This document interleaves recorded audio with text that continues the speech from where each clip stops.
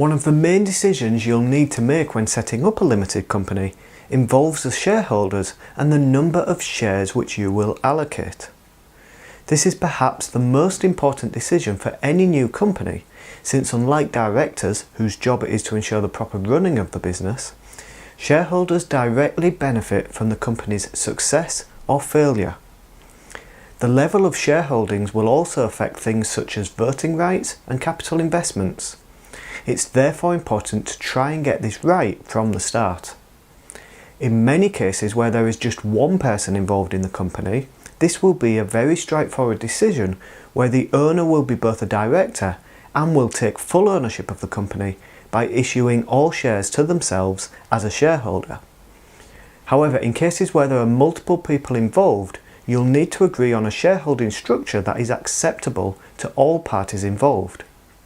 This may be an equal split between all parties that are investing, or it may be more heavily weighted to one or more parties than the others.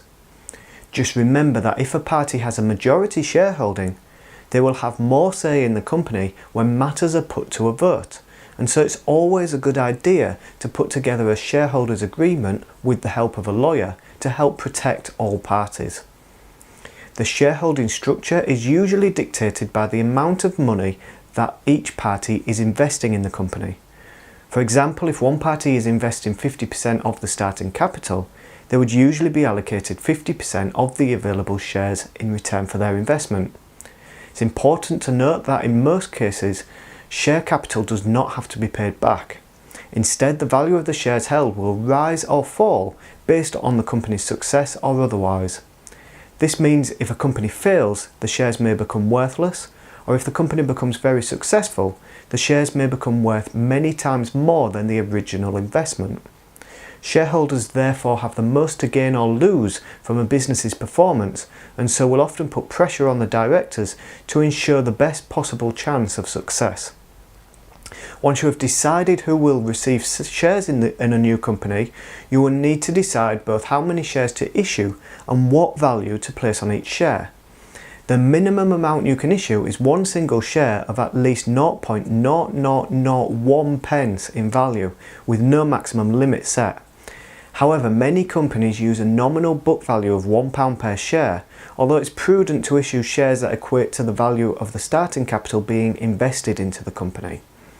This means if you have two parties, each investing £50 into a company, you may decide to issue both parties with 50 £1 shares each. Alternatively, you could just issue them with two shares of £50 value each. How you do this is up to you, and it will make very little difference to your company. However, if you want to make it easy to show and calculate percentage ownership of a company, you may wish to issue 100 shares where each share represents 1% of the company. Or if you need to go further, you could issue 1,000 shares so the percentage can be calculated to a decimal place. For example, being allocated 325 shares out of 1,000 would give you a 32.5% share of the company. However, if you have an odd number of shareholders to allocate shares to, you may find issuing a different number of shares works better for you. The important thing is not so much the number of shares or even their value, but rather making sure the amount issued to each party is mutually agreed and equal to their investment and expected share of the company. You should also keep in mind that the shares you allocate during the company formation are not set in stone. It's possible to change shareholdings at a future date, either by issuing more shares or transferring shares between members. However, any changes to shareholdings will need to be approved by the existing shareholders and notified to Companies House.